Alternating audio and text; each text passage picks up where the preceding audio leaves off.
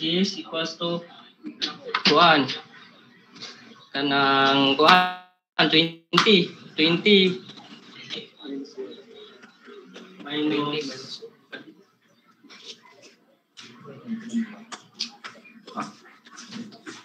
may value siguro mo. Oh, dahil mo din na pangitaon na mo. Adi doy, pangitaon mo. So, basta di wala given. Ang given is ang kanang building rate. Ang kuan ay velocity sa man, ang velocity sa man. Isipin na to nga ang velocity sa man is dx over dt, which is equals to 0.5 meter per second. Mana na itong kanang ginanglan. Ay, di gigiven na this. So problem y is equals to 5 meters. 5 meters. Oh. Then, so mag-solve na ta. Para makita mo na to sa kanang figure, di ba? Ang kaning mo ni ang rope kana sumpay na sila, kaning labuan nila labot ng y. Kana sila na b. Din ang kanang makita na to sa figure nga b plus a is equals to l. I-plus na to ang duha, ang kanang length nila duha mao ang total nga length. So ang b, makita na to ang b nga ang length sa b is 20 kay kani 20 minus kuan to sa kaning y, distance sa ground mo na ang b, plus ang a which is ang a kani gatakilid. So para makuha na nato ang distance na mo gamit ang Pythagorean theorem. So which is base times kanang height nila o kanang base para makuha nato ang kanang hypotenuse. So 20 squared plus x squared. So mao ni kay ang base ay ang height, then ang kanang x, then squared na to sa Pythagorean. Then is equals to L. Then ato nang i-derive dx over dt. So ang derivative ani sa 20 minus y is kay constant pa na 20 negative d per. Then so kani kay mahog man sila kanang raised to the power of negative, raised to the power of kanang 1/2. So magamit og kanang product rule na para sa inside sa kanang kaninga function ug sa kanang inside nila nga function. So 1/2 para sa outside, 1/2 400 plus x squared is to the power of negative 1/2. Then para sa inside, multiply na to 2x. Then dx dt. Then atong kanang simplify ma-cancel out ning kani ang 2. So ngayon ang forma nito sunod x square root of 400 plus x squared dx over dt is equals to 0. So ibalhin na to ang kanang kay negative man ning dy over dt. Pwede na to sa ibalhin. So dy ibalhin sa pikas na sa dy over dt is equals to x over square root of 400 plus x squared dx over dt. So para makuha na to ang answer, ato nang i-plug in ang mga values. So ari na to manami space ari na lang ta. Para makuha na to ang kanang velocity sa y, dy over dt is equals to, so ang x dara kaning x, iba mo tanga ang x naa sa given nga 15 meters. So 15 over 4 square root of 400 plus 15 squared kx kinapon sunod ang namatay value sa dx over dt ato ang substitution of 0.5 0.5. So ang meter per second. Okay. So kung ato na i-plug in sa calculator, we will get the answer of 0.3 meter per second. So ang answer di ay sa problem kung pila ang velocity sa platform will be 0.3 meter per second. So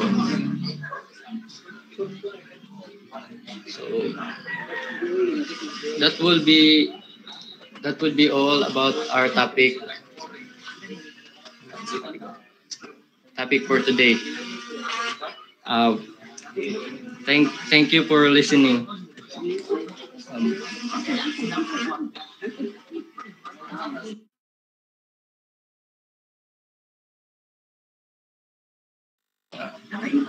So maura dito ang covered sa mga topic for today. So I hope nga namin nasabtan. Thank you sa pagpaminaw.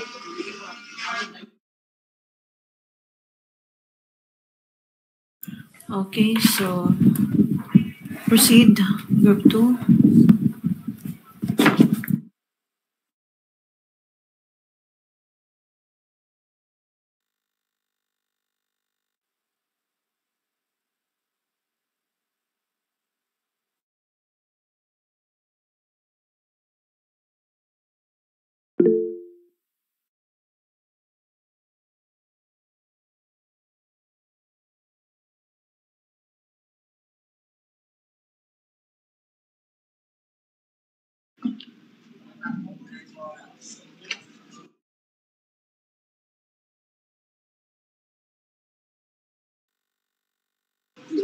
Good afternoon. Tapos ang i-set up ang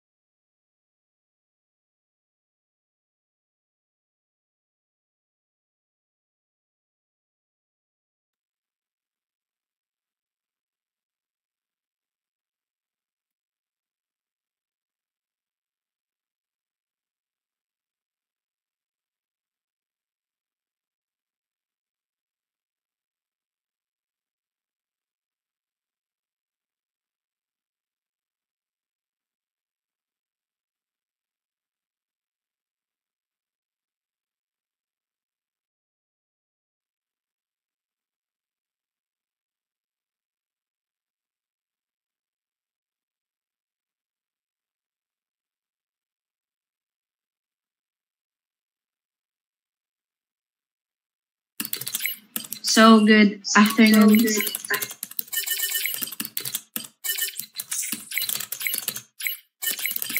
Again, good afternoon, Ma'am Karunsat, and good afternoon, everyone. Good afternoon. So we are the group 2, and we will continue the recording for this afternoon. So for our first subtopic, may I request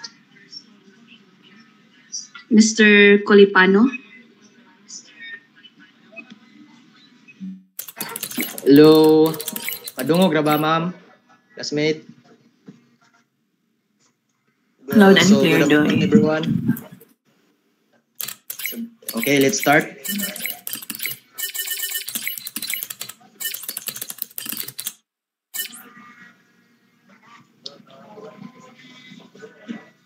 What is energy?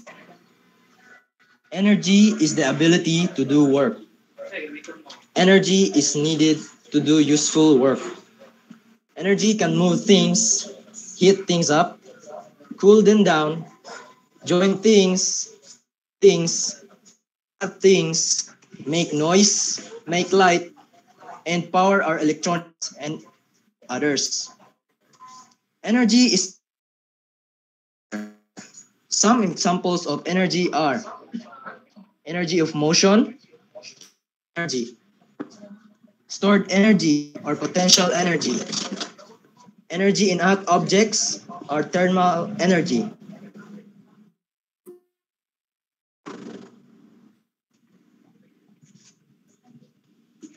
SI unit of energy, joules represented by letter J, capital letter J. J.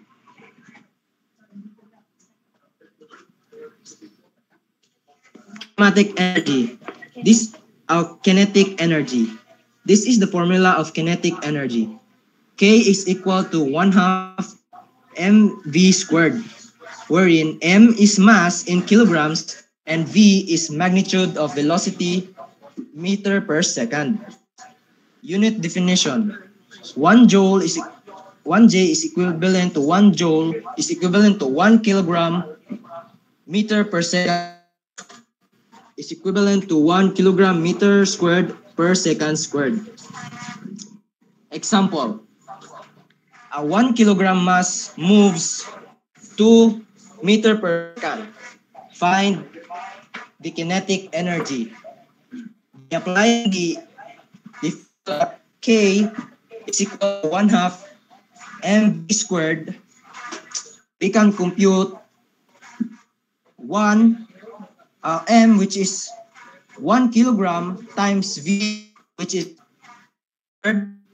2 meter per second to the power squared, divided by 2, and the answer is 2. Next.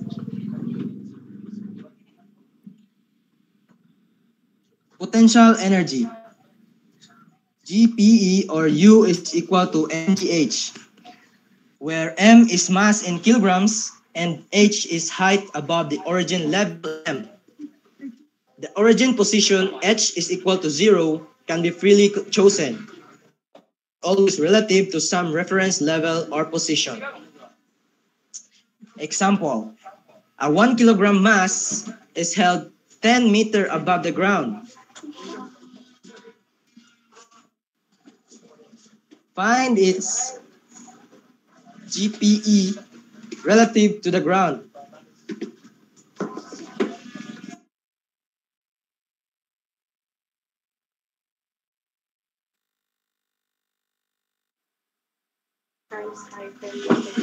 Mass, U equals mass times gravity times height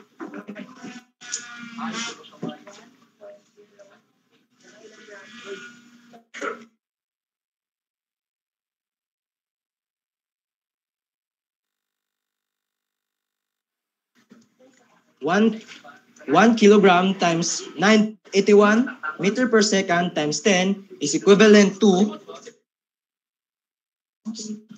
98.1.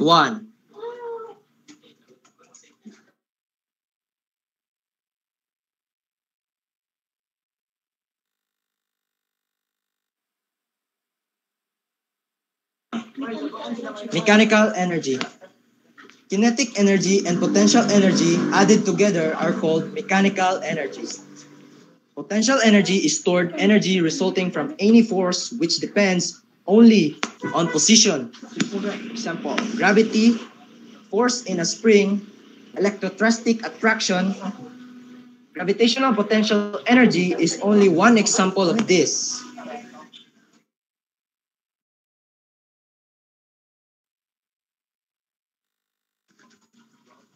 Law of conservation of energy. It states that energy cannot be created or destroyed. It is conserved.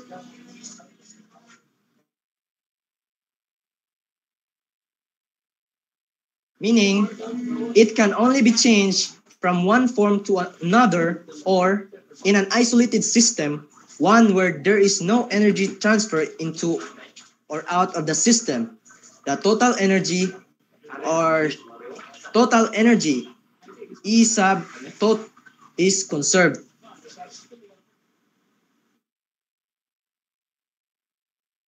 Okay, for now, impulse and momentum will be tackled by the next presenter. So at this juncture, we will be digging deeper about energy by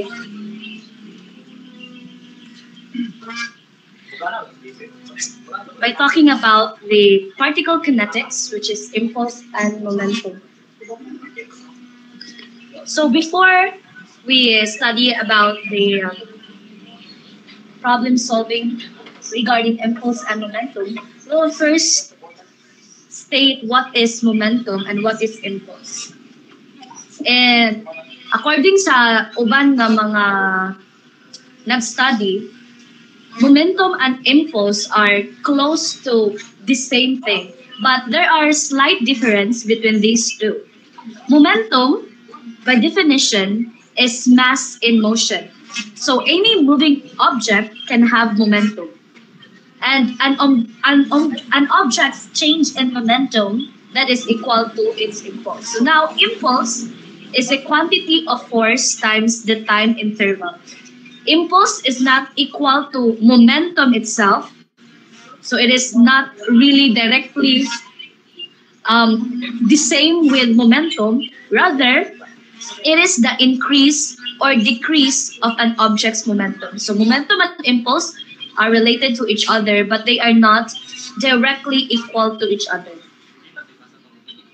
So now, we will talk about linear momentum. So linear momentum is defined as the product of a system's mass multiplied by its velocity. So mass multiplied by its velocity. Kung nakahinumdum mo, mass times velocity is also close to mass times acceleration, which is equals to force. So we will later know or understand nganong force and momentum is related also in their formula. So again, momentum is a vector quantity. It is vector because it has magnitude, which is the mv, and direction, in which both shares the same importance. So, kung sa velocity, since they are the same vector quantity, wala kayo gitagad na to ang direction nila. In momentum, both magnitude and direction shares the same importance. For example, a car is moving in a velocity of 20 meters per second to the east. Would it had the same momentum to a car moving with the same speed to west?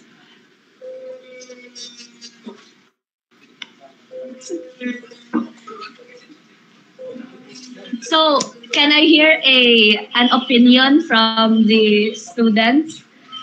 So, para ninyo, kung ang car, let's say it's car A. A car A is traveling 20 meters per second to the east. The question is, parehas ba silang momentum if that the same car also travels with the same speed but to that different direction? Padong na sila sa west. The same baka paghihapon sila of momentum.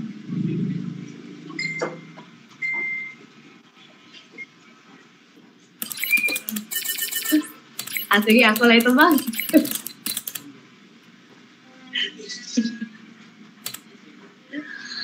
Okay, since again, magnitude and direction both shares the same importance in momentum, even if they have the same magnitude in terms of their velocity or their speed, because they have different direction, the momentum of the car traveling to east is different from the momentum of the same car traveling to west. So nga na ka-importante ang magnitude, ang direction also in momentum. Another example, a pro, let's say thrower, a pro ball thrower is throwing a ball in the same direction as that the same child throwing the same ball in the same direction. Do they have the same momentum ba gihapon?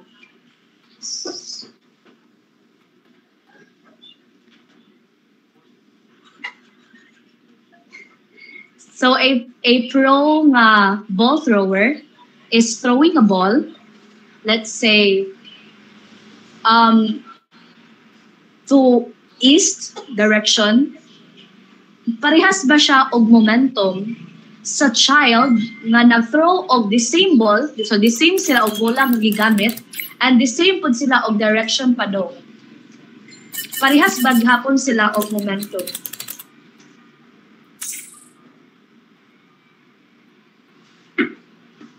Okay, so Mr. Apales said if the same silang magnitude.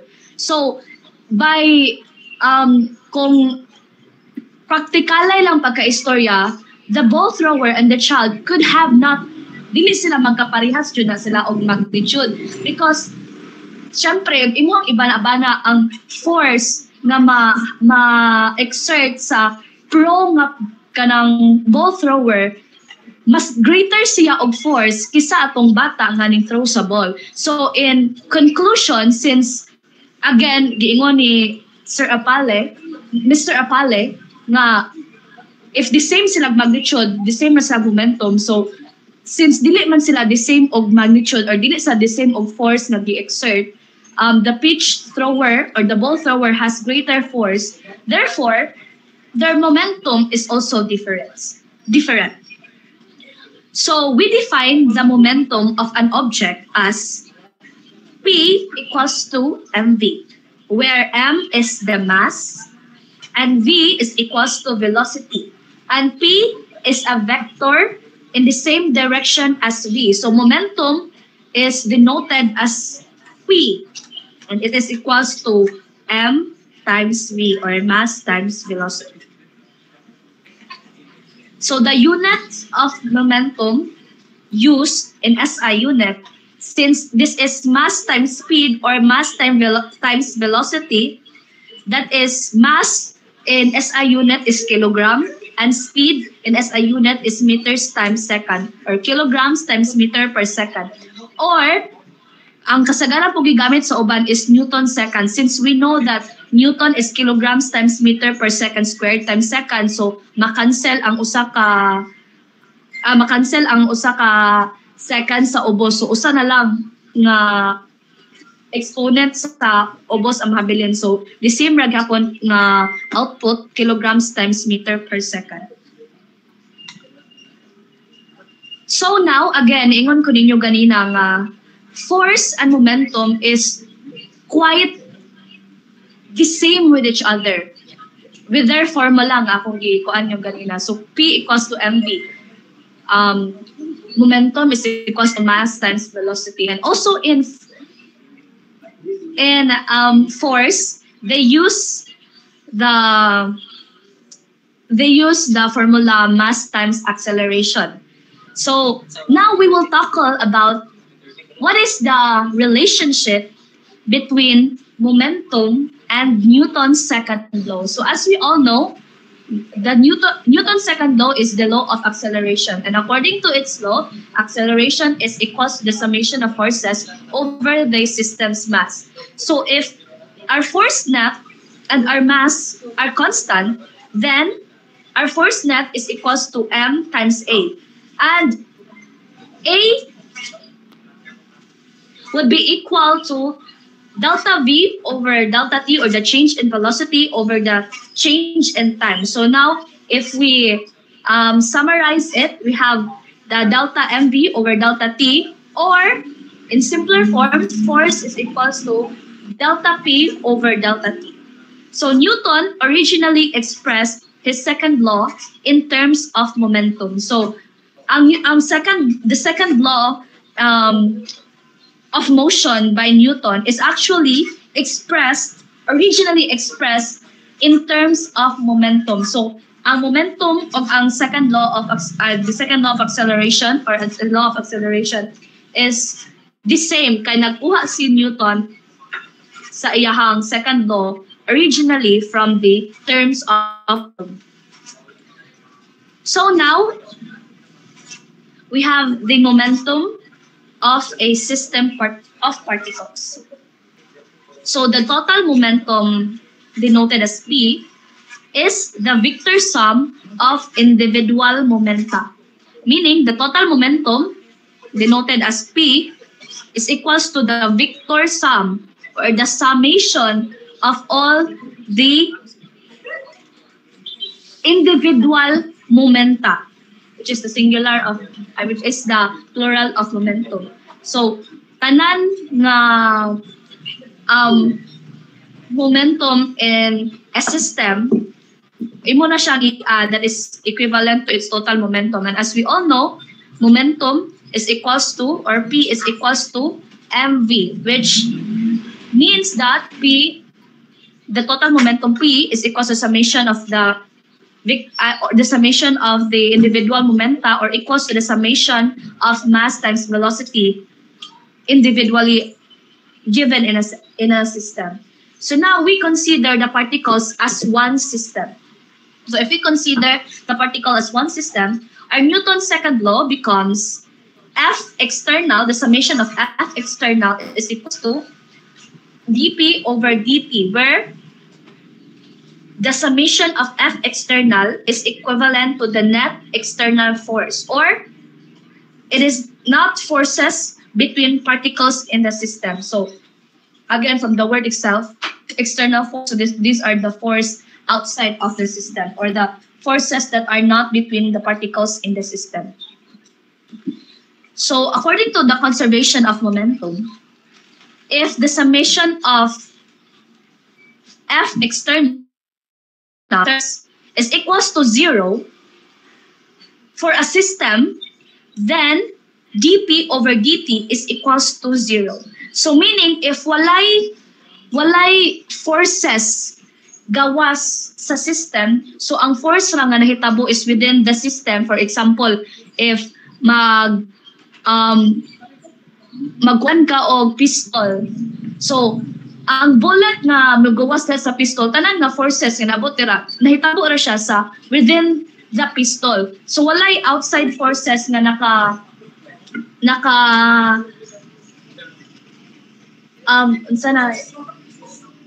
naka-resist or naka-add dito sa system. So our external forces, or the net external forces na to, is equals, which means ang total momentum is constant. So ang momentum from the final, from the initial and the momentum of the final is constant. So the same ra sila.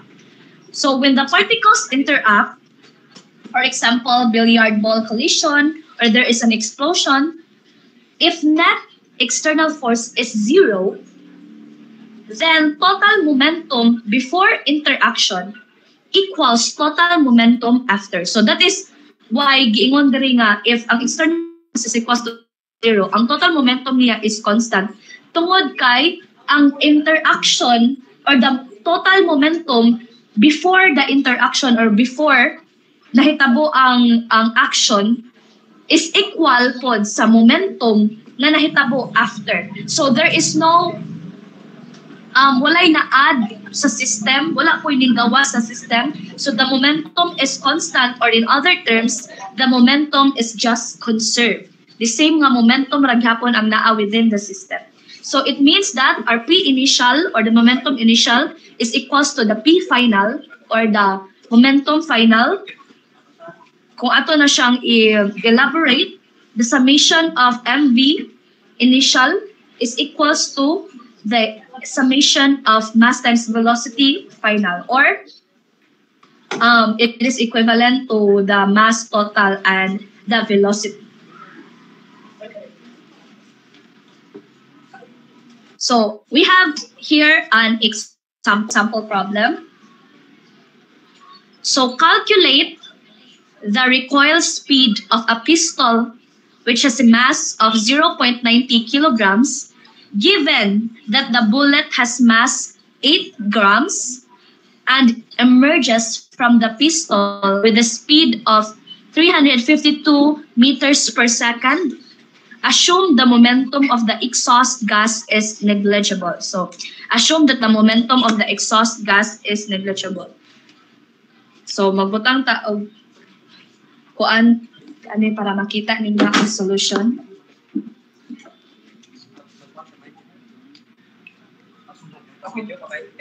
Ay, kanang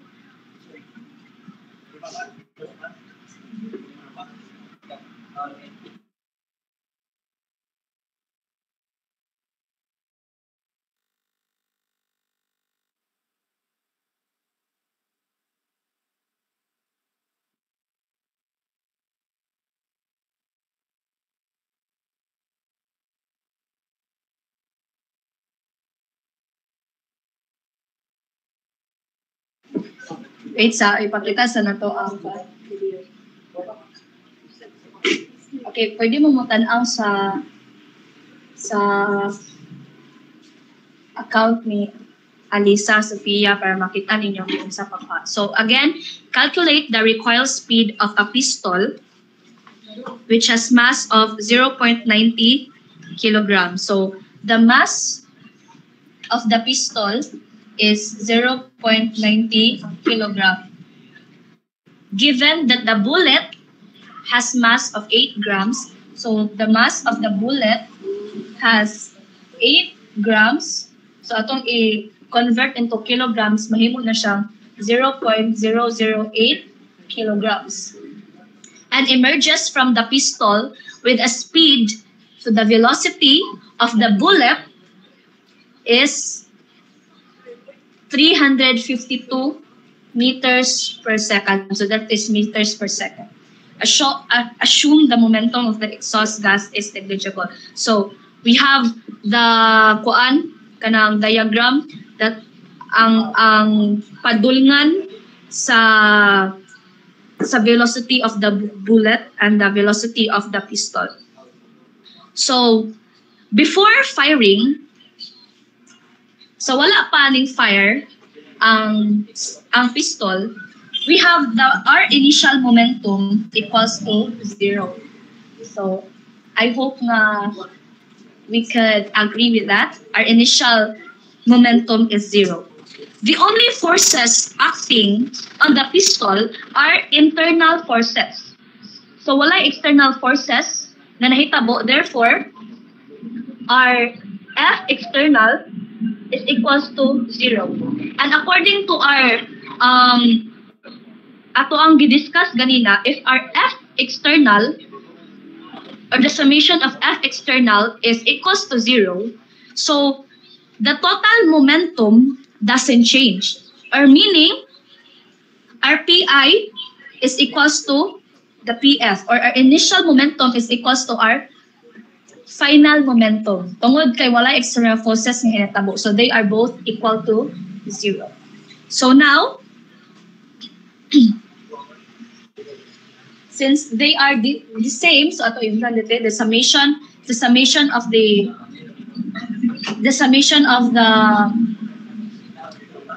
momentum initial and the summation of the momentum final. So we have ang considered sa problem is we have the bullet and the pistol. So maon ang ilahang momentum ang ato ang i-add. So we have MB VB plus MP VP. So this is the momentum of the bullet and the momentum of the pistol. So mass of the bullet times velocity of the bullet plus mass of the pistol times the velocity of the pistol. So kung ato ang substitute, we have the mass of the bullet 0.008 kilogram times the velocity of the bullet is 352 meters per second plus the mass of the pistol is 0.90 kilograms times the velocity of the pistol, which is equals to 0. So we can now get the velocity of the pistol. Palihog ko og kanang answer if para mahibaw ta og sakto pud ang ako ang calculation.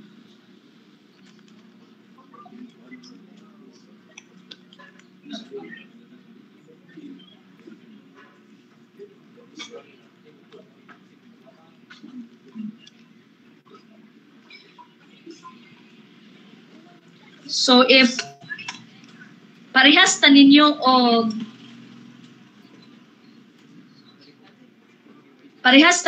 og kanang calculator, parehas sa calculator, the answer is negative 3.1 meters per second. Mao pa pod sa inyo ha?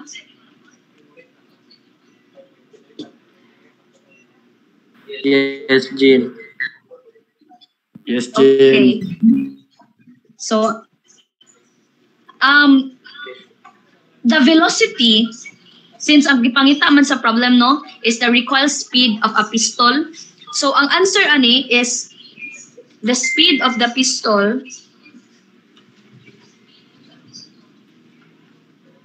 is equals to 3.1 meters per second.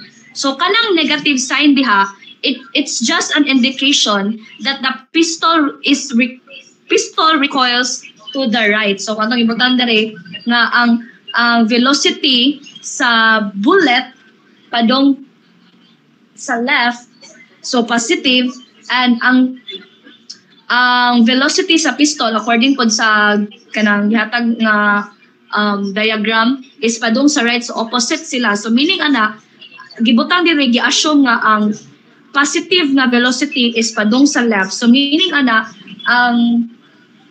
ato ang velocity sa pistol na padung sa right is negative. So indication lang ning negative sign kung asa ang direction sa velocity of the pistol. But ang magnitude ang ato ang kuhaon para makuha nato ang speed sa pistol. So the answer is 3.1 meters per second.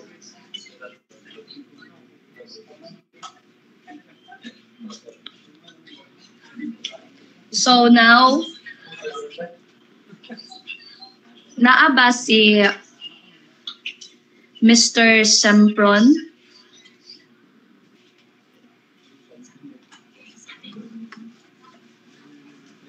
Yes. So, Mr. Sempron will discuss about impulse. Impulse. The change in momentum.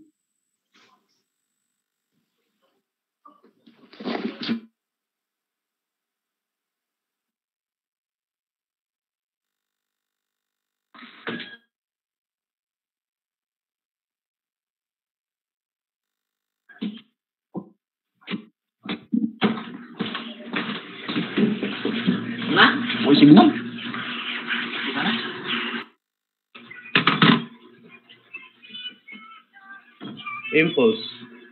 The impulse J of a force is defined as the change in momentum delta P caused by that force.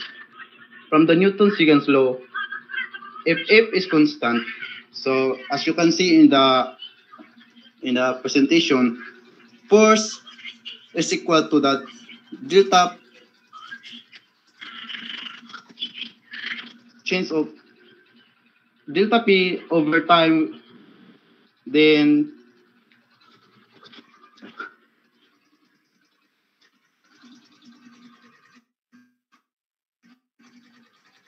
then force delta T is equal to the change of momentum delta P, or with the unit of joules.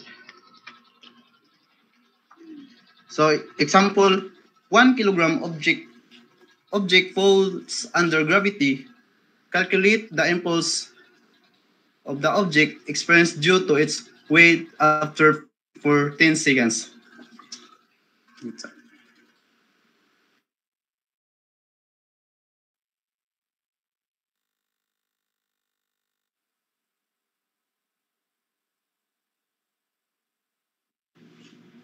So you can direct from the ang video para makita ninyo po ang pamaagi.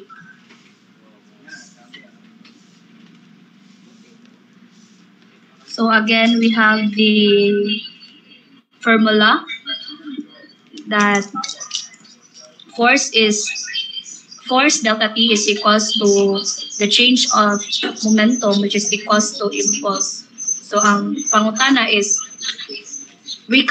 how can we calculate the impulse of the object? So from the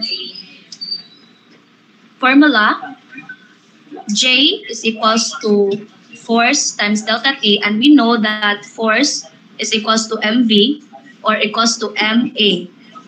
So kung atong substitute, J is equals to ma delta T. Now we have the mass of the object, which is 1.0 kilogram, and according sa problem, 1 kilogram object falls under gravity. So the acceleration natong gamiton diri is acceleration due to gravity, which is 9.8 meters second squared, multiplied by the delta T. So according sa answer po, calculate the impulse of the object experiences due to its weight after falling for 10 seconds. So ang delta T ani, okay, from 0 to 10. So 10 minus 0 is equals to 10. So 10 seconds. So we have the answer. Kung ito nang i-calculate diha, mo siya 98 kilograms since makancel ni usa times meters per. So the answer for the example number 1 is 98 kilograms times meter per second.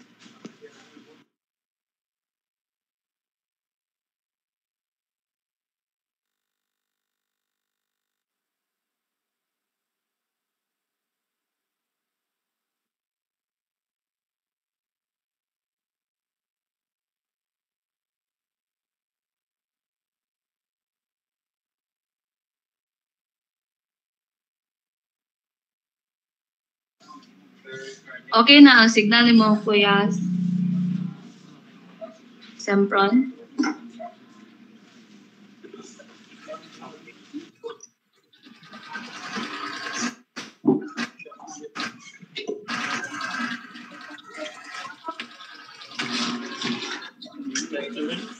So from the given ganiha, which is 1 kilogram ang kuan.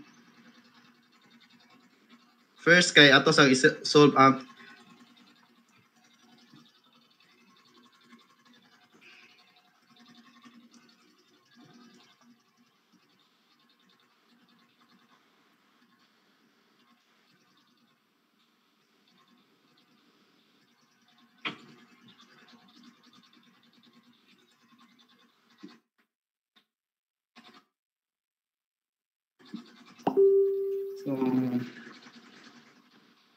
the given answer is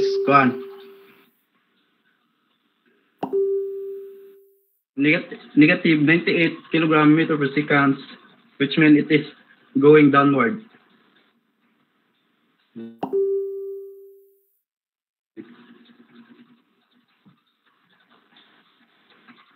However, G is equal to force average times delta T, or G is equal to the integral of F T dt. Remember that F is constant, which means it is force average is equal to also to F. or force.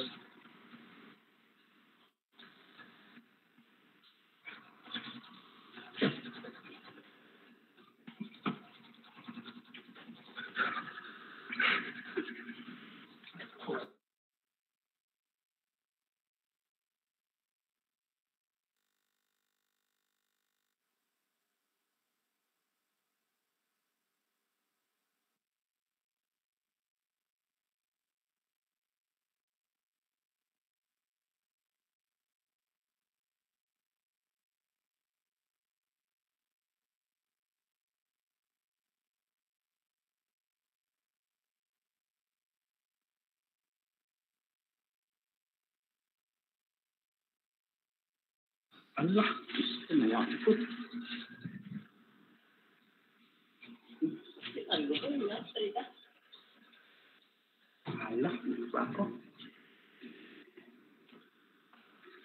so, siyempre V initial over V finals. So, na-evolve dira.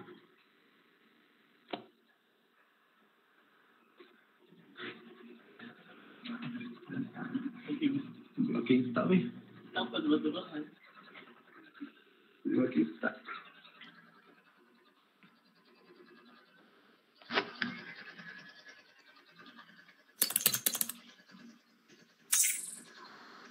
Nadya to. Nag-signal si...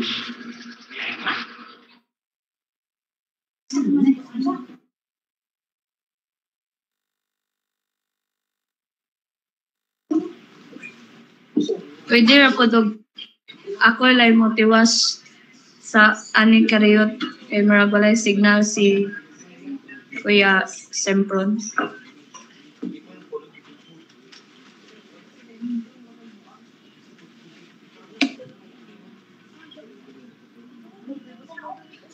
So again, impulse denoted as J. The impulse of a force is defined as the change in momentum or the delta P caused by that force. So consider a ball hitting a wall. So nadha sa ato ang picture na naay ball from the left of the wall nga ning bounce. So we have the initial velocity caused by the ball, and the final velocity is after the ball bounces off to the wall. So we have the force acting for time, delta T, against the wall. So from our diagram to kanang sa right, we have the F, the force on the wall on ball, the force of the wall on ball, with the time interval.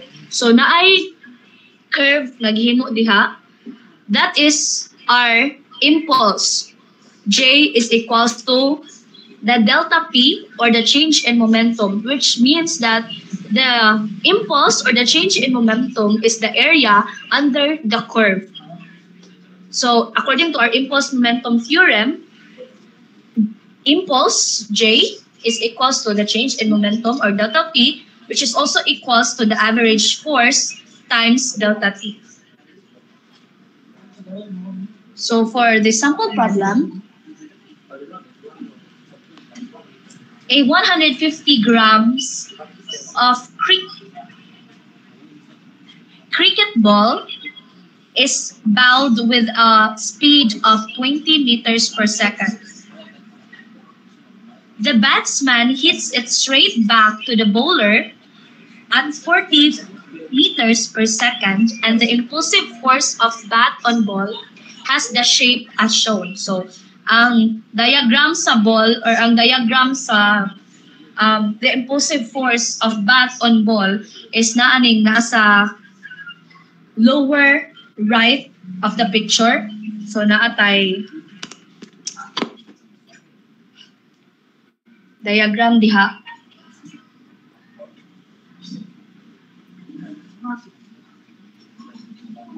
This is E, 0, the F max, Fx. So kani siya is equals to 0.60 microseconds na siya, or 0.60 times 10 to the power of negative 3 seconds. So the question is, what is the maximum force the bat exerts on the ball? And what is the average force the bat exerts on the ball? So from the impulse momentum theorem na itong pakita kanina, we have J impulse is equals to the change of momentum, delta P, which is equal again to the area under the force curve. So we have a triangular force curve. So atong kuhaon ang area of the triangular force curve. As we all know,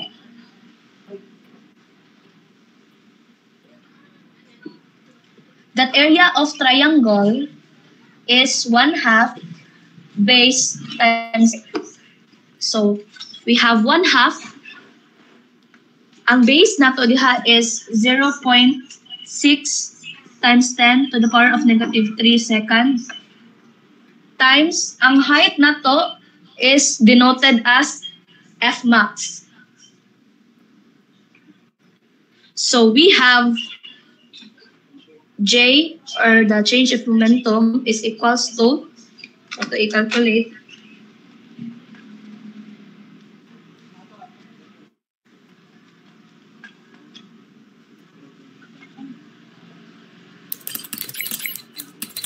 we have 3 times 10 to the power of negative 4 F max, second F max. So now, we will consider the change of momentum. So, itong equation 1. We'll consider the change of momentum. As we all know, the change of momentum is P final minus P initial. So, the same man silang mass, naman siya, M, F, V, F, minus MI, VI, and since ang M final is equals to M initial, wala man na change ang ato ang object, which is the cricket ball, the same ra gapon ang mass. So we have mass times velocity final, velocity initial. So our mass, the mass of the cricket ball is 150 grams. So kung ato siyang i-convert into kilograms, we have 0.15 kilograms. Multiplied by VF na to, velocity final, is 40 meters per second minus ato ang velocity initial is 20 meters per second. But tungod kay ang nahitabo, the batsman hits the ball back to the bowler. So padong bowler ang velocity, ang final na to, back to the bowler ang direction sa cricket ball. And from this first nga sentence nga with a speed of 20 meters per second, ang cricket ball is padong dito sa batsman. So, ang nahitabo, they have different nga direction. Ang 40 meters per second, the batsman hits the ball to the bowler. So, inunang nato, ang bowler is in the right, so padong sa right. And the cricket ball is at 20 meters per second, ang ball is from the bowler to the batsman. So kung east ang batsman and left ang batsman, right ang bowler. So ang direction sa ball at different velocity is not the same. So meaning na atong assume na itong positive na ang direction sa ball velocity final. So we have our velocity initial in negative na form. So we have negative 20 meters per second. Para mahimo na siya, ato na siyang distribute, may mo na siyang plus. So, 0.15 times 40 plus 20, we have 9 kilograms times meter per second. We have the delta P. So, nanatay duha ka equation. So, we will equate the equation. We will equate the two equations since parehas man sila delta P. So,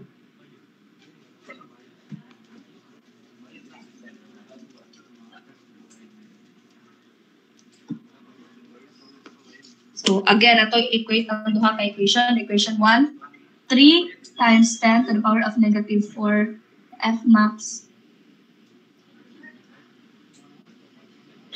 S equals to ang ito duha ka equation 9 kilograms meters per second.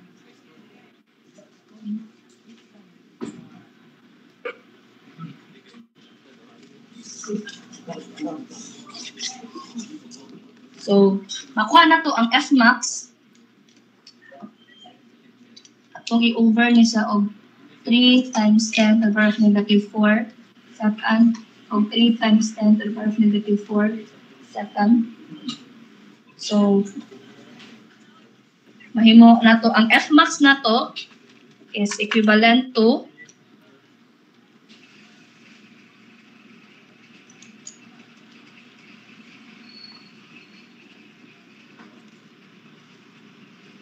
30,000 kilograms meters per second squared, or 30,000 newtons. So we have the answer for letter A, the maximum force the bat exerts on the ball. So our F max is 30,000 newtons. So kauna po na to ang the average force the bat exerts on the ball. So from the formula, balik ko na to ang formula sa delta P is equals to F average delta T or T.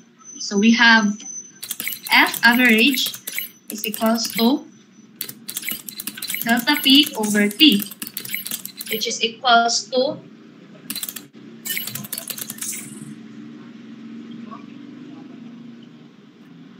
ang delta P na to again is 9 kilograms times meters per second over the delta T is ato ang time diri sa from the triangular force curve. So diri di ang time di ba niya, and within this dapita ang ibutang is 0.60 times 10 over negative 3. So tubutan diri 0.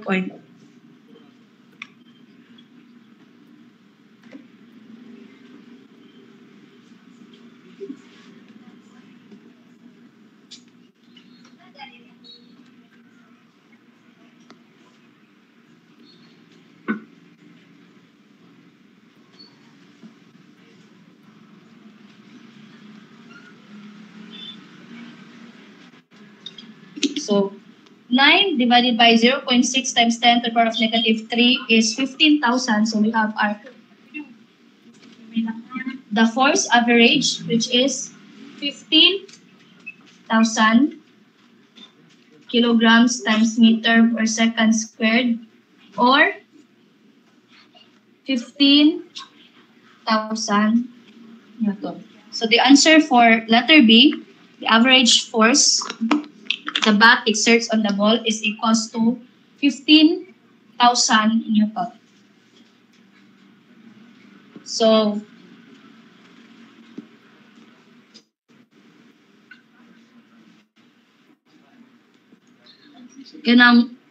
we have still mga i-discuss, pero nag-ask akong classmates, ma'am, if pwede ba daw hangtod diri sa lang karon kay naa pa daw sila online class pod nga kanan. Okay, so actually, sa katong pag-group na ninyo, amo ang play, is 2 groups per meeting because 2 groups per meeting kay exam, so na 3 weeks na lang minimum, maximum 3 weeks na lang so i-impossible rin sila na nagmulakas na gano'n. So we have Tuesday, so we have Wednesday and Thursday to continue sa pagkong wala mahuman. So it's up to you na lang kung saan orasa. Kung saan orasa sa Wednesday, kay whole day Wednesday free ako, and kung Thursday sad, you just ask me kung unsa nga vacant. So continue lang mo dahil on Thursday, and sa kuha ng gingon, marag ako'y naglisod niyo, nagtanaw, so please make use of the XP pen. Ha? You borrow XP pen from me. Kay makakuan raman siya, makasuwat raman mo for mga PDF file o sa kanang PowerPoint presentation kung magamit mo ng XP pen. Ha? Kaya hindi mo maglisod. Just tell me in advance kung magamit mo. And please continue the group of Claros. You tell me kung unsang adlaw mong continue, okay? Okay, ma'am.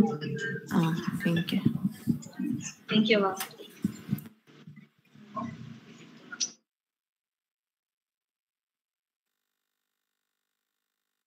May I request everyone to please open the camera for the documentation? Nato'y nag-raise og hand, no? Nay concern?